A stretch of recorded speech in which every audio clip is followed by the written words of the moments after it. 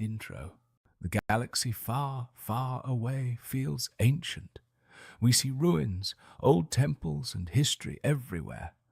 But how did it all begin? Before the Skywalker saga, before the Mandalorian Wars, even before the Republic. There was a time of chaos, a time of gods and monsters. Welcome to the complete chronological history of the Star Wars universe. Chapter 1. The Dawn of the Force.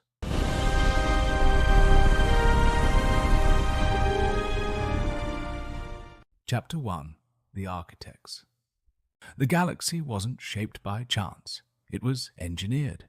Eons ago, mysterious cosmic beings known as the Celestials descended from the stars. They were the architects.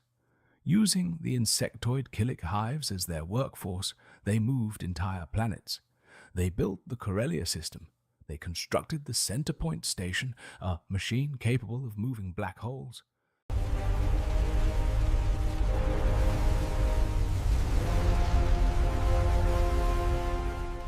Why did they build these impossible structures? Some say it was to imprison a horror known as Abeloth within the Maw black hole cluster. Others say they were merely gardening. During this era, the Force was wild. The Celestials understood the connection between life and the cosmic energy field.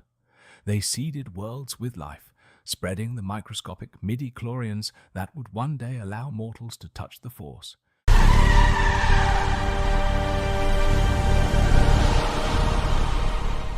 Transition. But the architects eventually vanished, leaving their toys behind. And where there is power, there is always someone waiting to steal it. In the deep, unknown regions, on a watery world called Lehon, a predator was evolving.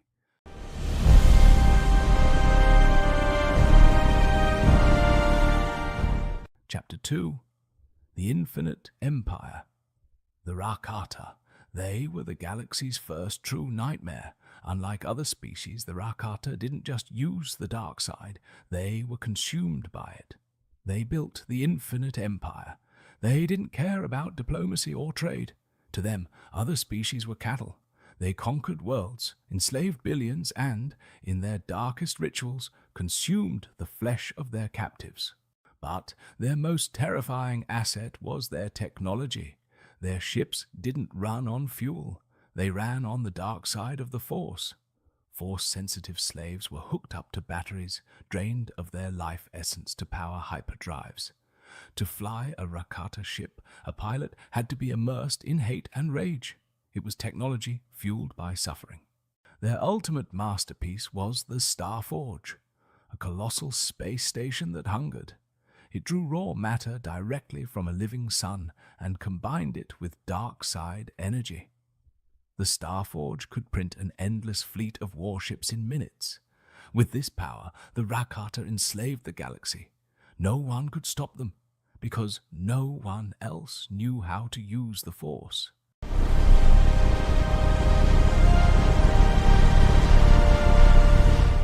Midpoint cliffhanger. The galaxy was drowning in darkness. Hope seemed lost.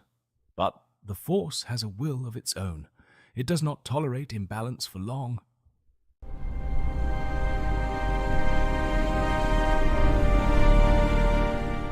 Chapter 3. The Call.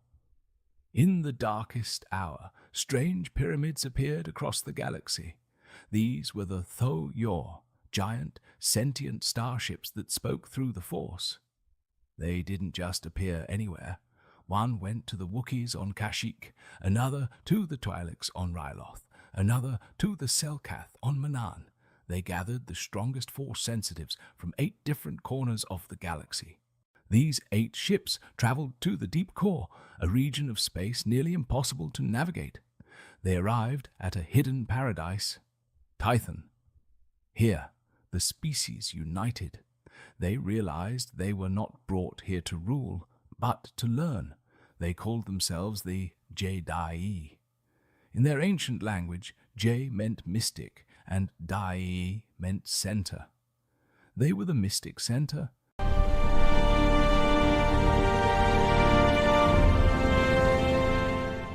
the 9 temples. Tython was not just a home, it was a classroom. The Jedi built 9 great temples, each dedicated to a different aspect of the Force. At Anil Kesh, they studied science and alchemy. At Bodhi, they studied the arts. At MarkaRagnos, they studied healing. It was a civilization built entirely around the Force, thousands of years before the Republic existed.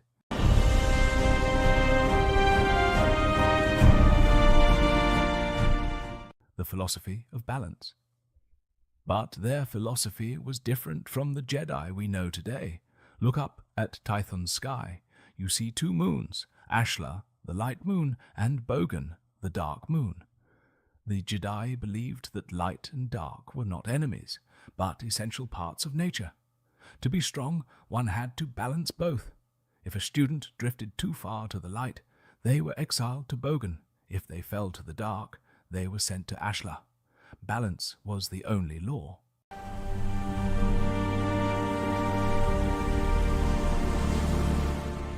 Chapter 4. The Gathering Storm. For millennia, Tython was a paradise, but the galaxy outside was burning. The Rakata Infinite Empire was expanding, consuming everything in its path. The Jedi sensed a disturbance. Visions of fire and blood began to plague the Masters. They forged the first weapons, metal swords imbued with the Force. They knew peace was ending.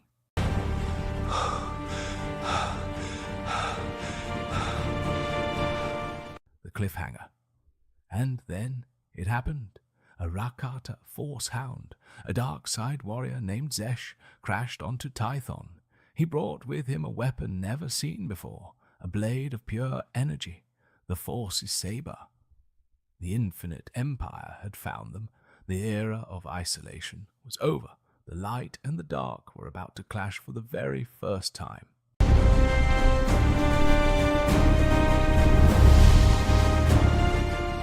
Outro. This was the spark that ignited the Force Wars. The events that followed would split the Order, create the Sith, and shape the galaxy forever. Join us in the next episode as we witness the Force Wars. Subscribe to DioNyxion to follow the timeline. May the Force be with you.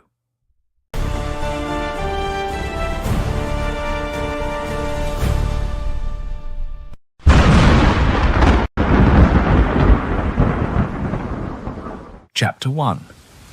The Madness of General Locke Intro. History tells us the Jedi have always been the guardians of peace, that they wield lightsabers to defend the weak. But history is written by the victors. The truth is far bloodier.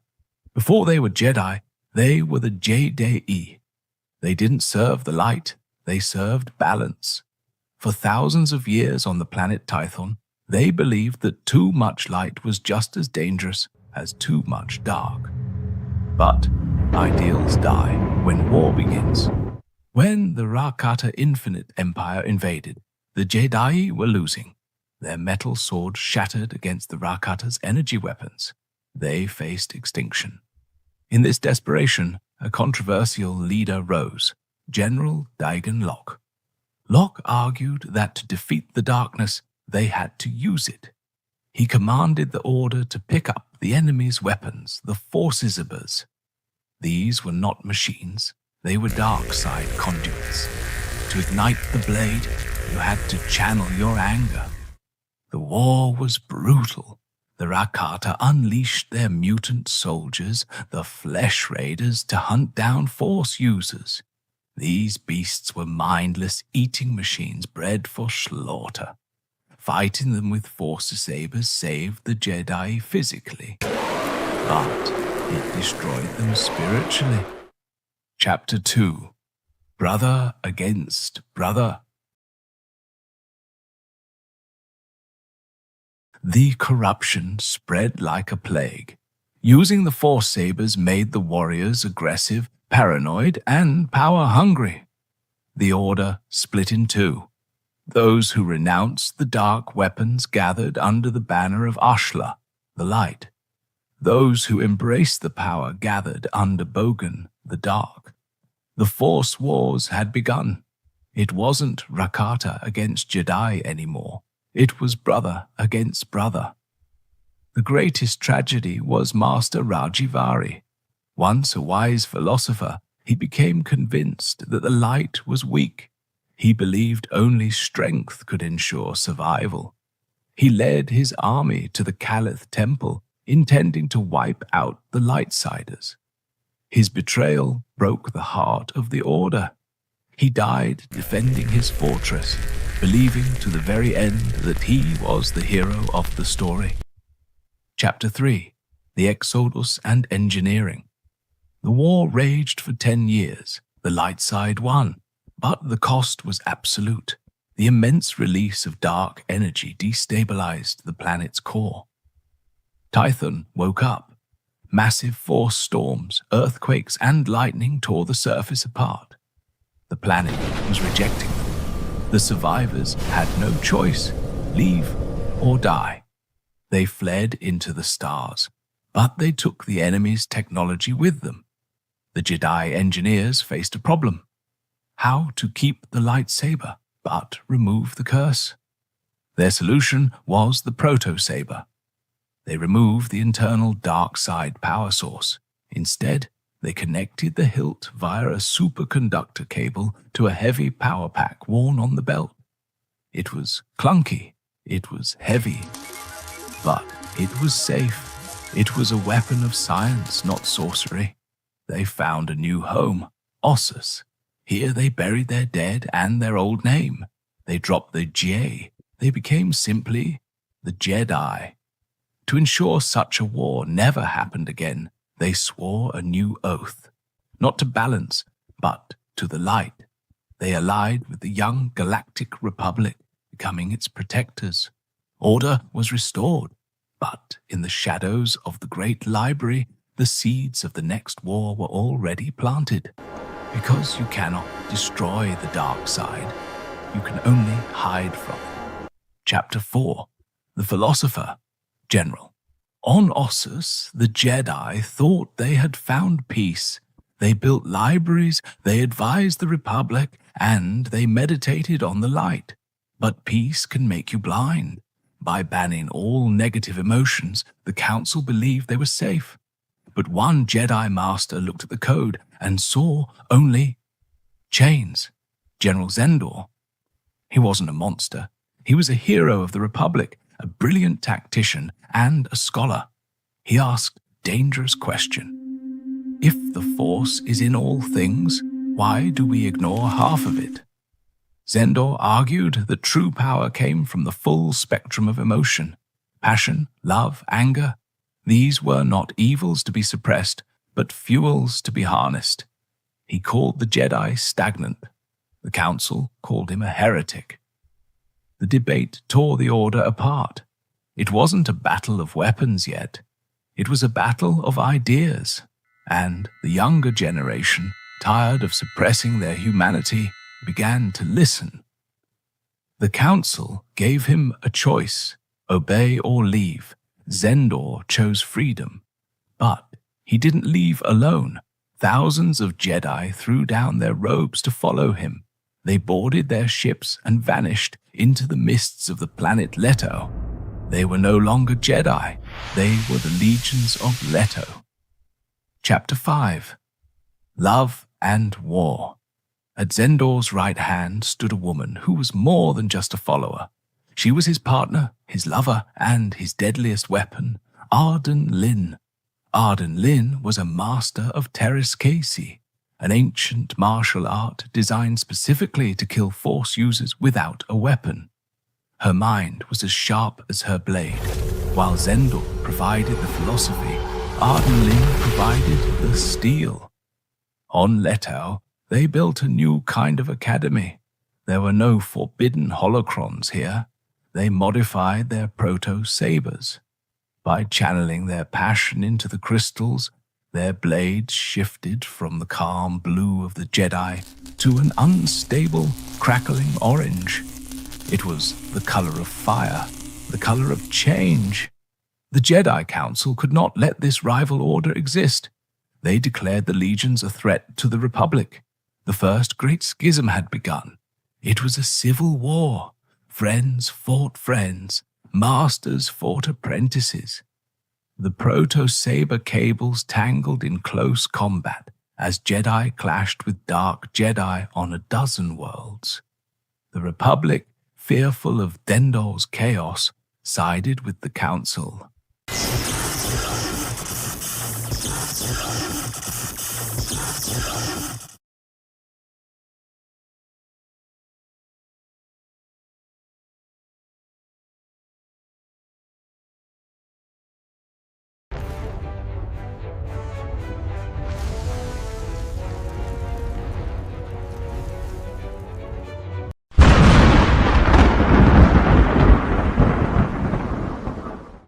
Chapter 6. The Tragedy of Colomus.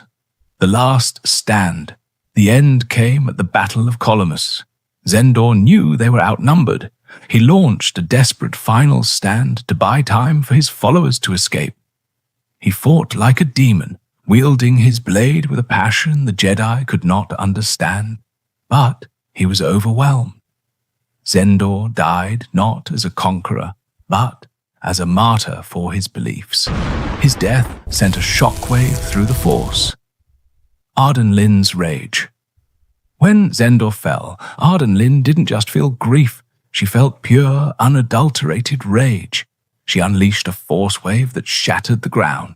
She nearly killed the entire Jedi strike team single-handedly. But she was defeated, not by death, but by a forbidden Jedi technique. Master Lucien Dry trapped her in a force stasis, frozen in time, alive but conscious, left to sleep for 25,000 years. The aftermath. The legions were broken, the survivors scattered into the stars, leaderless and hunted. The Jedi declared victory. They thought the darkness was gone, but ideas are bulletproof. Zendor's philosophy didn't die with him. It waited in the dark, waiting for a new master, and the galaxy would not have to wait long. Chapter 7. The Pirate King, the Vacuum. With Zendor gone, the Jedi hoped for quiet. But the galaxy abhors a vacuum. While the Jedi were licking their wounds, a new threat was growing in the Tion cluster. He was not a Force user. He didn't care about light or dark. He believed in steel and fire. His name was Shim the Despot. Shim looked at the Jedi and saw only primitive monks. He declared that technology was the true god of the galaxy. War of the Machines. Jim unleashed a legion of war droids, the terrifying ancestors of modern battle droids. These weren't flimsy soldiers. They were walking tanks equipped with heat beam weapons that could melt flesh and armor alike. For the first time, the Jedi faced an enemy that felt no fear, no pain, and no connection to the Force. The proto-sabers clashed against cold durasteel. It was magic versus machine. The Jedi held the line, but they couldn't stop him alone. Chapter 8. The Hutt Cataclysms. The Warrior Caste.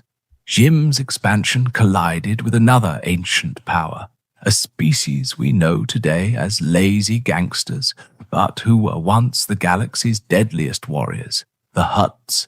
Forget Jabba. Led by the warlord Cossack, these ancient Hutts wore heavy plate armor. They slithered across battlefields with terrifying speed, wielding massive vibro axes. At the Battle of Vontor, the Hutts didn't just defeat Jim, they annihilated him.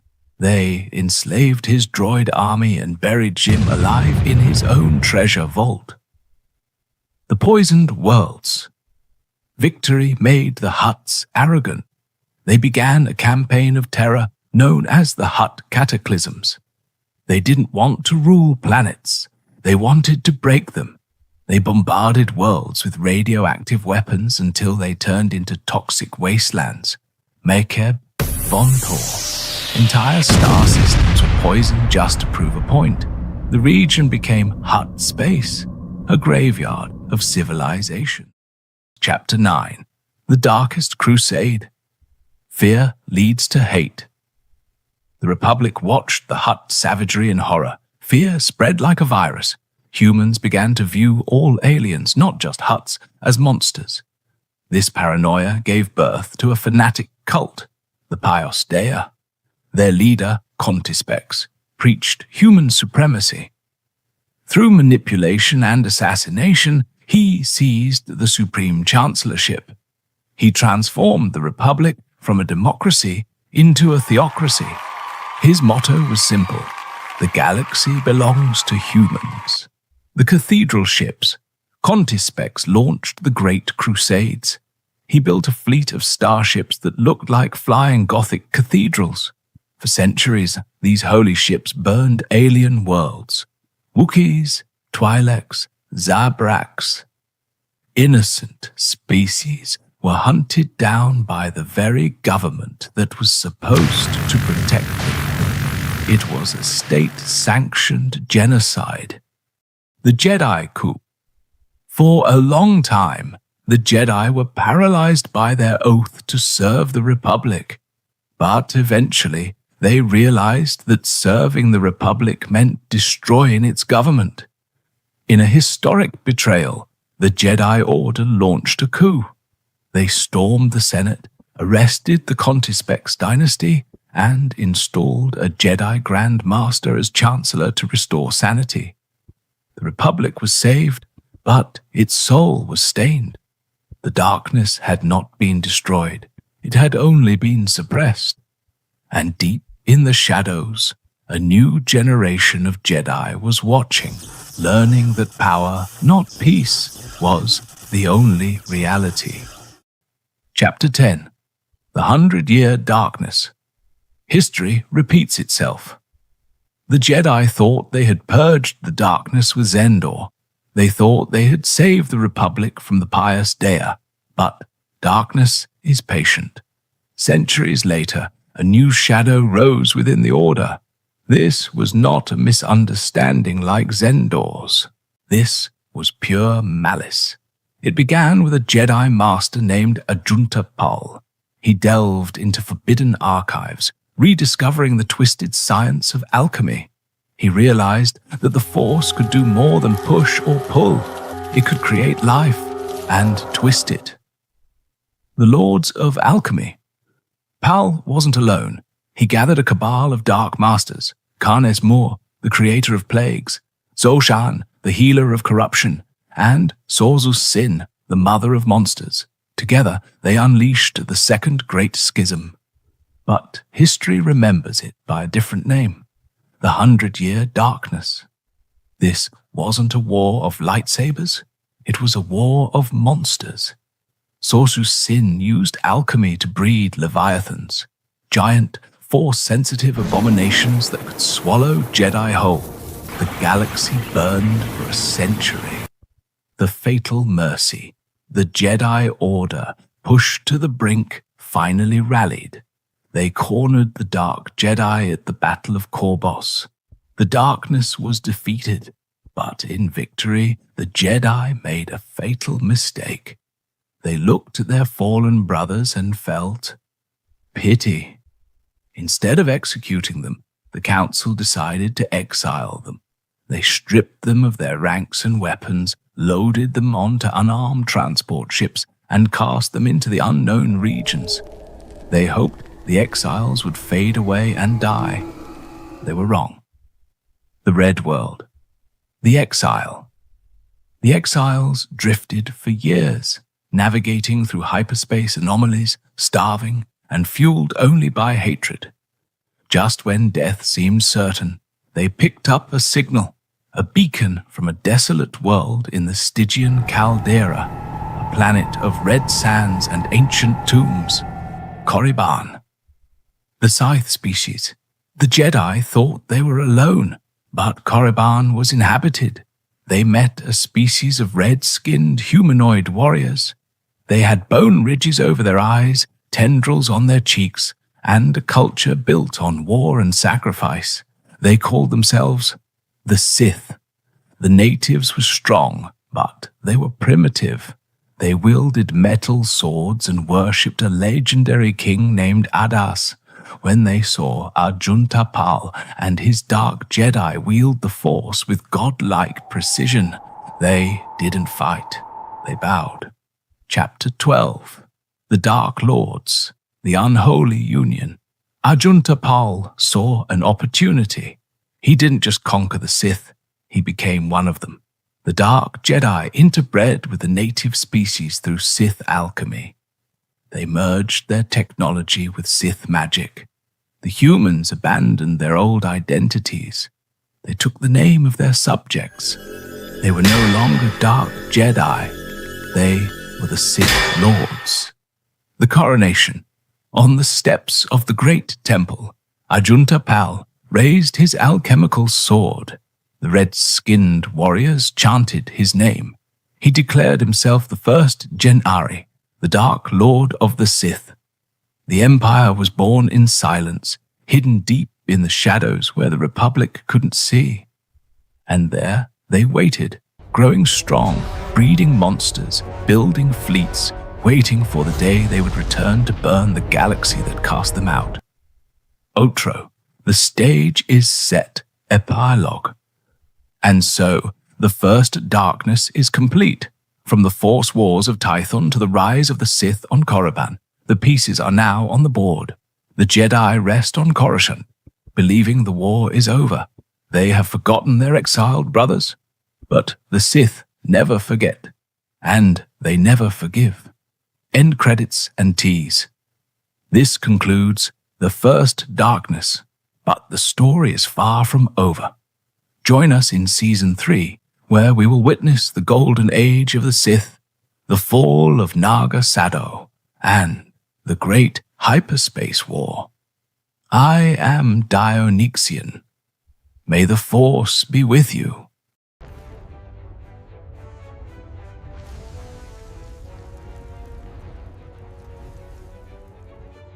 If you were to face an ancient Sith Lord in combat, you would learn that we are as children playing with toys. This warning was given by Kreia, the mentor of Revan, thousands of years after the golden age of the Sith. She was speaking of a power that modern Jedi and Sith could barely comprehend. She was speaking of Tulak Hord. History remembers him as the Lord of Hate, the master of the gathering darkness. But Tulak Hord was more than just a title. He was the absolute pinnacle of martial prowess in the history of the Sith Order. Living in the days before the Great Hyperspace War, Hord reigned supreme during an era where strength was the only law. Unlike the Sith of later generations who relied heavily on deceit and politics, Tulak Hord built his empire on the bodies of his enemies. What made him truly terrifying was his mastery of the lightsaber. But this was not the refined fencing of Count Dooku or the acrobatic aggression of Darth Maul. No. Tulak Hord practiced a lost art.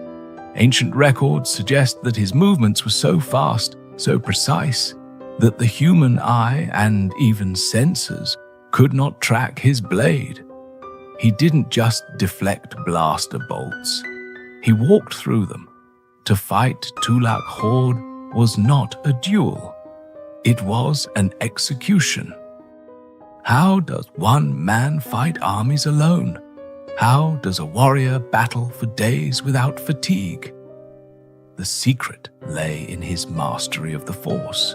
Hord did not just destroy his enemies, he fed on them. Utilizing a terrifying technique known as Force Drain, he siphoned the very life essence from his opponents as he struck them down. With every kill, he grew stronger. With every death, his stamina was restored. He was a perpetual motion machine of death, fueled by the lives he extinguished. He was invincible, unstoppable. But on the dark world of Korriban, supremacy is never enough. To prove his ultimate power, Tulak Hord sought a challenge that the Force could not solve, he turned his gaze to the colloquoid world of Inin, and there he would meet the beast that would become his shadow. The campaign on In was a slaughter, but it was not the planet itself that interested Horde. It was a rumor, a legend of a beast that could not be killed.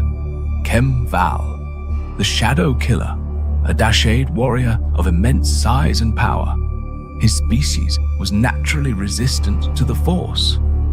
While other Sith Lords would have destroyed such a threat from orbit, Tulak Horde did something unthinkable. He landed, alone. The duel that followed shook the foundations of the planet. Kem Val was a monster who ate Force users for breakfast. But in Tulak Horde, he found something he had never seen before, a superior predator. Horde did not just defeat the beast, he broke him. And from that day forward, Kem Val became his shadow, the only being in the galaxy Tulak Horde trusted to watch his back. With a shadow killer at his side, Tulak Horde's ambition grew. He didn't just want to rule the Sith, he wanted to break the Republic. The Jedi Order gathered their forces at Chabosh. They believed that with superior numbers, they could contain the Dark Lord.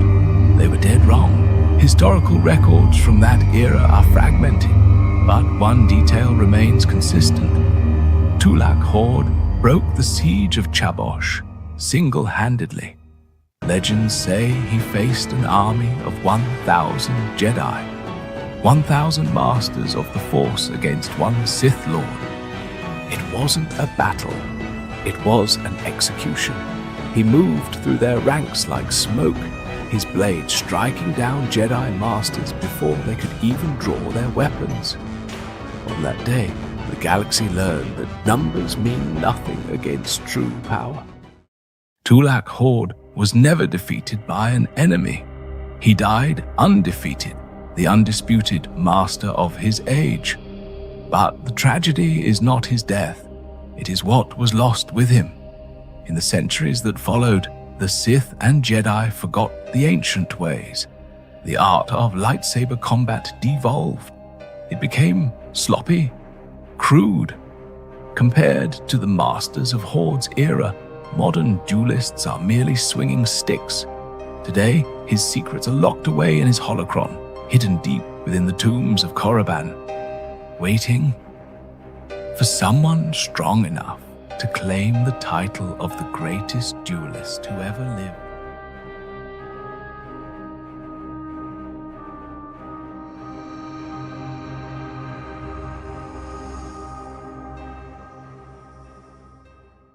The Golden Age is over. For 1,000 years, the Sith were ruled by a god.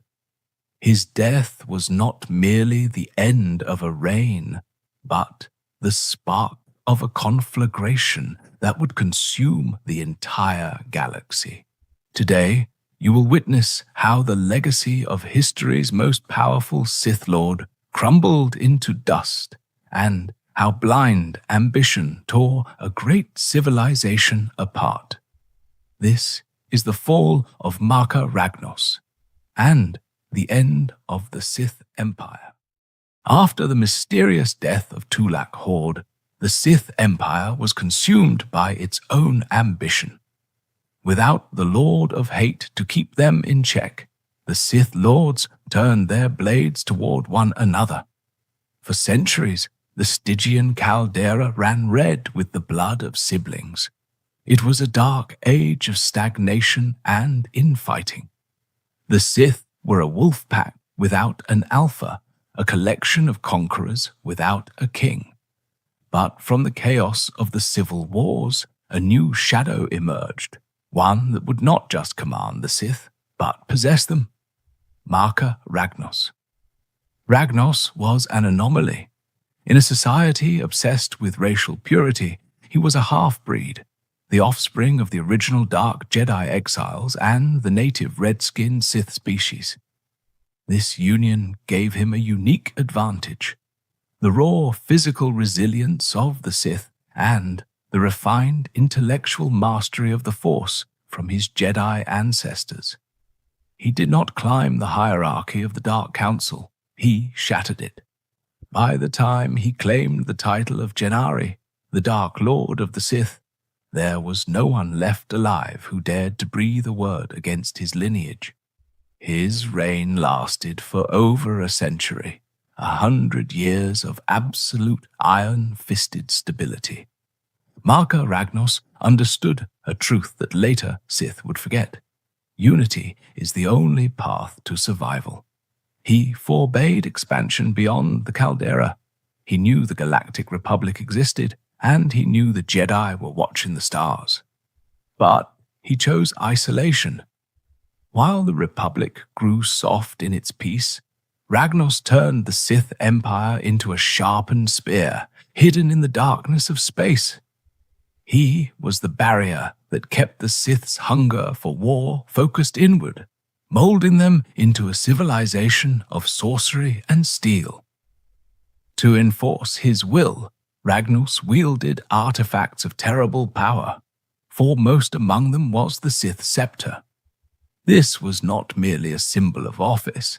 It was a sophisticated vessel of dark side alchemy. It could siphon the Force from the environment, storing it for the Dark Lord to unleash in devastating waves of energy. Coupled with his Sith sword, a blade of alchemical metal hidden within a staff, MarkaRagnos was invincible. He did not need to fight every battle. His mere presence was enough to silence a world. After a century of absolute rule, the unthinkable happened. The iron heart of the Empire stopped beating. MarkaRagnos, the sovereign of steel, was dead. His passing was not just the death of a man, but the end of an era of stability. As his body was prepared for the Valley of the Dark Lords, the Sith Empire held its breath. The silence was not one of mourning, but of calculation. The wolves were hungry again, and the throne was empty. At the funeral of the century, two titans stood over the Emperor's sarcophagus. Ludo Kresh, the traditionalist who sought to keep the Empire hidden, and Naga Sadow, the expansionist who hungered to conquer the Republic. Their hatred for one another could not be contained by the sanctity of the tomb. In the middle of the funeral procession, ancient Sith swords were drawn. The air crackled with dark side energy as the two most powerful lords of the era dueled for the right to rule. It was a battle of ideologies that would decide the fate of the galaxy. But the dead do not rest easily on Korriban. As the duel reached its peak, the heavy stone lid of the sarcophagus vibrated. A cold, soul-piercing wind filled the tomb. From the shadows of the past, the spirit of MarkaRagnos manifested, a towering, ethereal nightmare of blue and white light. He did not come to bless his successors, but to warn them. He spoke of the golden age being at its end and a great darkness that would consume them all if they did not unite. For a moment, the Empire trembled before its dead king. The warning of MarkaRagnos fell on deaf ears. Naga Sadow, the new Dark Lord, saw not a threat, but an opportunity. When two Republic explorers, Gav and Jory Darrigan, accidentally stumbled into Sith space, Sadow used them as a pretext for invasion. He staged a false Republic attack, united the Sith under a banner of vengeance, and ignored Ludo Kresh's pleas for isolation. The Golden Age was over. The Sith fleet, a massive armada of sorcery and steel, tore through the fabric of hyperspace. For the first time in 5,000 years, the Republic felt the cold breath of the dark side. The war was unlike anything the galaxy had ever seen. Naga Sadow sat within his meditation sphere, a weapon of pure dark side alchemy, projecting massive illusions of Sith armies across multiple star systems. The Republic and the Jedi were overwhelmed, fighting ghosts and monsters as much as steel and lasers. Coruscant itself burned under the red sun of the Sith. But Sadow's ambition was his undoing.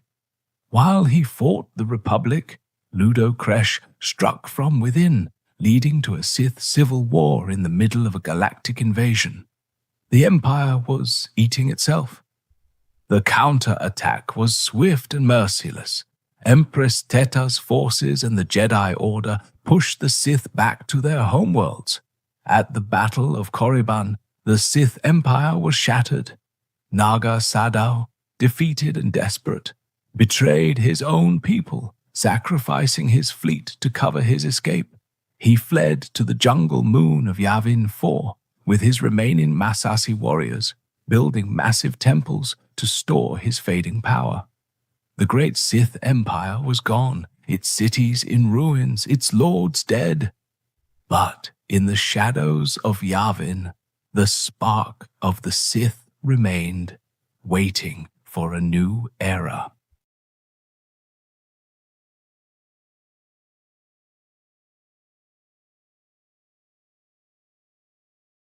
In the year 5113 BBY, during the height of MarkaRagnos' golden age, a darkness was born that the galaxy was not prepared for. On the world of Medrias, the illegitimate son of the Sith Lord Dramath came into the world. They named him Tenebrae. But Tenebrae was not a normal child. He was born with eyes as black as the deep void, no pupils, no light, only an endless hunger. His presence was a cold shiver in the Force. By the age of 6, the boy had already committed his first atrocities, torturing and killing his mother and stepfather with a cruelty that surpassed the oldest Sith. Lord Dramath, the ruler of Medrias, dismissed the rumors of his bastard son until it was too late.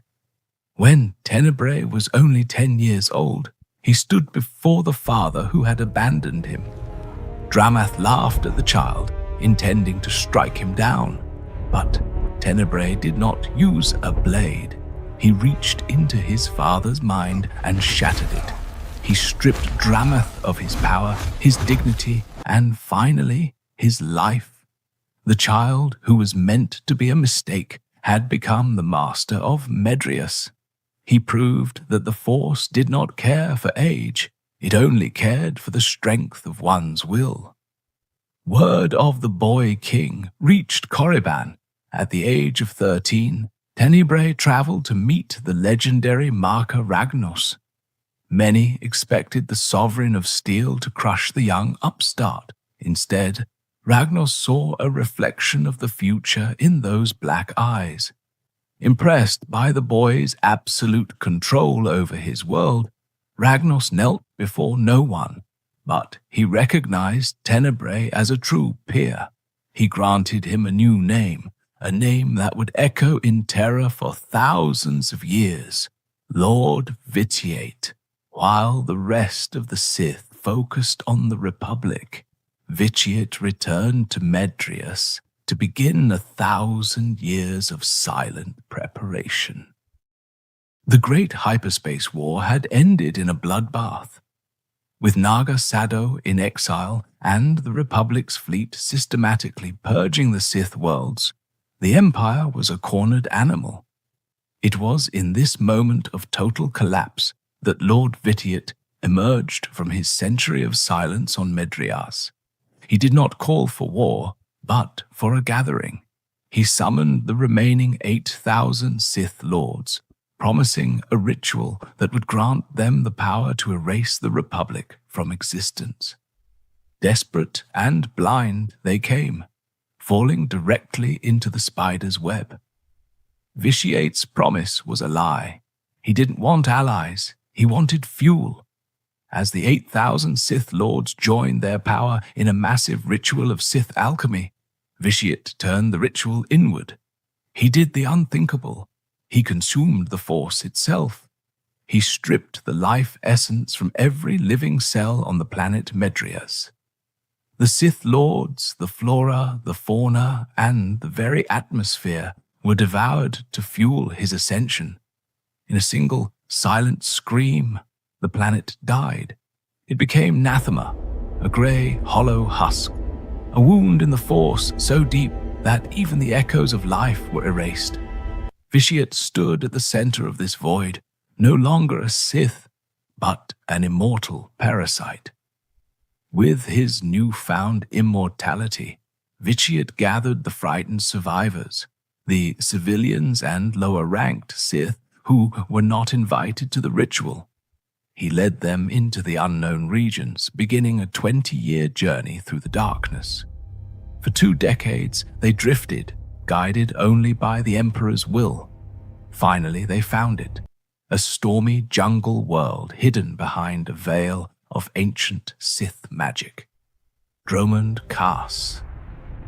Here, in the shadows of the lightning-torn sky, Vitiate began to build his true empire, a hidden war machine that would wait for 1,000 years to strike back at the galaxy that thought they were extinct. Dromund Kaas was not a gift. It was a cage of thunder and rain. But for Vitiate, it was the perfect forge. For decades, the survivors labored under the Emperor's unyielding will, carving a civilization out of the primordial jungle. Devasa Citadel rose towards the lightning-torn clouds, a monument to Sith resilience. While the Republic believed the Sith were extinct, a new war machine was being built in total silence. Cities were raised, academies were founded, and a new generation of Sith was born, bred only for one purpose: the ultimate revenge. As his power grew, Vitiate withdrew further into the shadows. He was no longer a leader who could be reached. He was becoming a myth. To manage the daily bloodletting of his empire, he established the Dark Council, 12 of the most powerful Sith Lords, each overseeing a different sphere of influence. They were the masters of the empire, but they were all slaves to one master. Vitiate watched them from his inner sanctum, encouraging their infighting to ensure that no single lord could ever challenge his godhood. It was during these centuries of isolation that Tenebrai's original Sith body began to wither under the sheer weight of his dark power. He had cheated death, but he had lost his humanity. To interact with his subjects, he began to use the essence transfer technique. He would possess hosts, living vessels whose souls were erased to make room for his consciousness. This was the birth of the voice of the Emperor. He was everywhere and nowhere, a shape-shifting deity who could watch his empire through 1,000 different eyes. For a millennium, the Sith were a ghost story told to frighten Jedi younglings. While the Republic flourished in a false sense of security, Vitiate was playing a game of patience that spanned lifetimes. He watched through the eyes of his spies as the Jedi became stagnant and the Republic's borders grew thin. But Vitiate did not want a fair fight. He needed a hammer to break the Republic before his fleet even left Dromund Kaas. He found that hammer in the most warlike culture in the galaxy, the Mandalorians.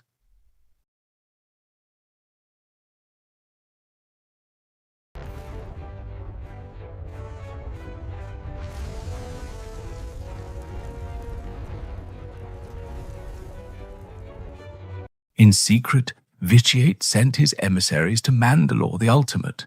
He whispered of glory, of a republic ripe for conquest, and of a destiny written in blood. Manipulated by Sith influence, the Mandalorians ignited a fire that swept across the Outer Rim. This was the Mandalorian Wars, not a quest for honor, but a calculated massacre orchestrated from the shadows of Dromund Kaas. Vitiat's plan was working. The Republic was bleeding, and the Jedi Order was paralyzed by indecision. He was waiting for a savior to emerge, so he could corrupt them. It was during this chaos that two young, charismatic Jedi defied their masters to lead the Republic's defense, Revan and Malak. They were brilliant, they were relentless, and they were exactly what Vitiat wanted. As Revan chased the Mandalorians to the edge of the galaxy, he unknowingly followed a trail of breadcrumbs left by the Emperor. Every victory brought Revan closer to the source of the darkness. He thought he was hunting a threat. He didn't realize he was walking into a trap that had been set 1,000 years ago. The Mandalorian Wars were won, but for Revan, the victory felt like a prelude. He knew something darker was pulling the strings. Following a trail of ancient Sith influence, Revan and Malak led their fleet into the heart of the unknown regions. They were no longer Jedi in the eyes of the Council. They were revanchists, soldiers who had looked into the abyss and refused to blink. After months of searching through dead systems, they broke through the veil. There, hidden behind a permanent storm of violet lightning, they found it, the seat of the hidden Sith Empire, Dromund Kaas. Revan and Malak did not come to surrender. They came to assassinate the threat. They infiltrated the Imperial Citadel, cutting through guards with a precision that only war-hardened Jedi could possess. They reached the heart of the sanctum, expecting to find a king. Instead, they found a god. Standing before the voice of the Emperor, Revan realized his mistake. The dark side pressure in the room was so immense it felt physical. Before they could even ignite their blades, Vitiat didn't attack their bodies. He attacked their souls. The confrontation was not a battle, but a mental slaughter. Vitiat reached into the cracks of their trauma, the horrors of the Mandalorian Wars, the pride of their victories, and shattered their wills. He didn't just turn them to the dark side, he reprogrammed them. Their identities as Jedi were erased, replaced by a single overriding command: to serve as the vanguard of the Sith. When they left Dromund Kaas, they were no longer the saviors of the Republic. They were Darth Revan and Darth Malak, sent back to the galaxy to prepare the way for the Emperor's true return. Vitiat believed he had created the perfect weapons. He sent Darth Revan and Darth Malak back into known space to act as his vanguard, searching for a way to crush the Republic from within. But the Emperor underestimated Revan's formidable will. As they traveled further from Dromund Kaas, the Emperor's mental grip began to slip. Revan did not return to the light.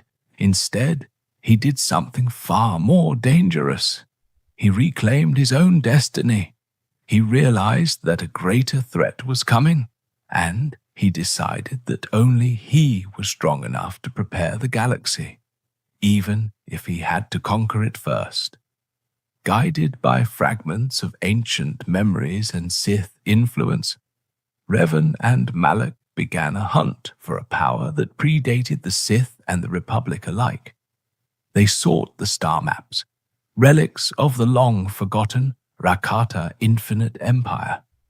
From the jungles of Kashyyyk to the depths of Korriban, they pieced together a cosmic puzzle that had been hidden for 30,000 years. Each map brought them closer to a weapon of infinite potential, a dark side factory fueled by a living sun. At the edge of the galaxy they found it, the Star Forge, a colossal space station that didn't just build ships, It birthed them from pure dark side energy.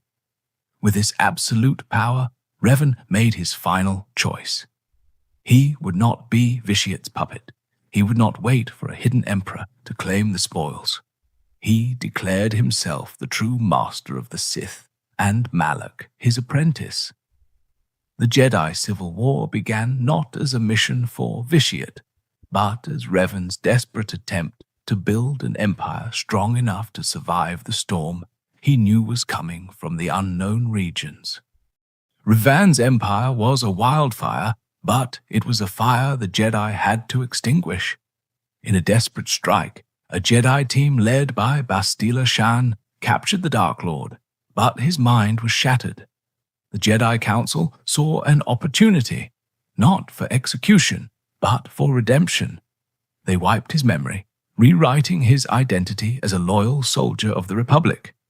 Revan, the butcher of Mandalorians and the Dark Lord of the Sith, was gone. In his place stood a man with no past, forced to hunt down his own apprentice, Darth Malak. But the mind of Revan was not so easily tamed. Even after Malak's defeat and the destruction of the Starforge, shadows haunted his dreams. Visions of a world of perpetual storms and a faceless evil began to resurface. He remembered Dromund Kaas. He remembered the throne room. Realizing that the true threat to the galaxy was still out there, Revan left everything behind, his friends, his love, and his title, to finish what he started a decade ago. Revan returned to the rain-slicked world of Dromund Kaas, not as a servant, but as a storm. He breached the Emperor's citadel, cutting through guards and Sith alike. In the heart of the fortress, he finally faced him, the voice of the Emperor. It was a battle of pure force, light against darkness, memory against oblivion. With a final, desperate strike, Revan struck down the Emperor's host body. For the first time in 1,000 years, Vitiate had felt the sting of death. But the Emperor was not a man. He was a ghost in many shells. Revan had won the battle, but the war for his soul had just begun. For 3 centuries after Revan's disappearance, the galaxy slept. The Republic grew soft, believing the Sith were extinct. They were wrong. In the unknown regions, Vitiate's machinations had reached their zenith. The automated shipyards of Dromund Kaas had churned out a fleet unrivaled in history.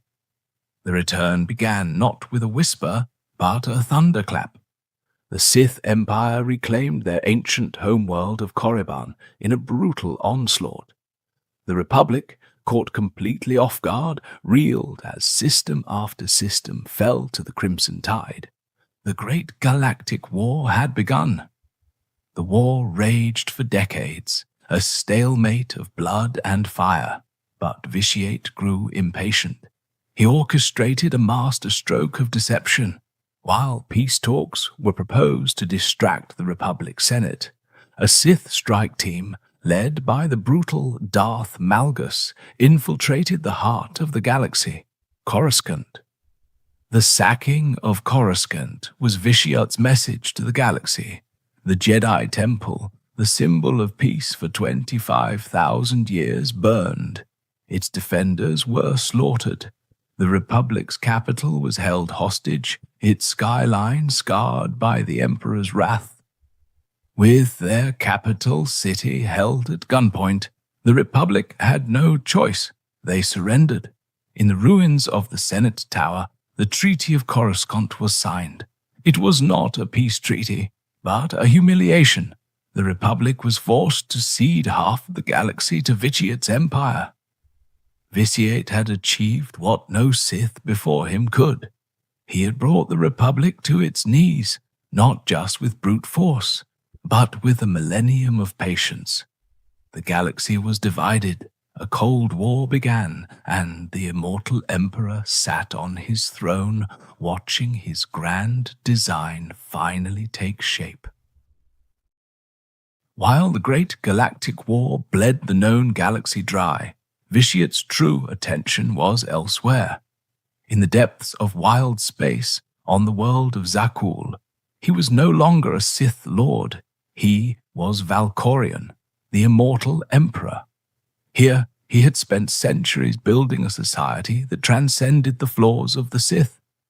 A golden civilization where every whim was served by droids, and the people worshipped him not out of fear, but as a living god.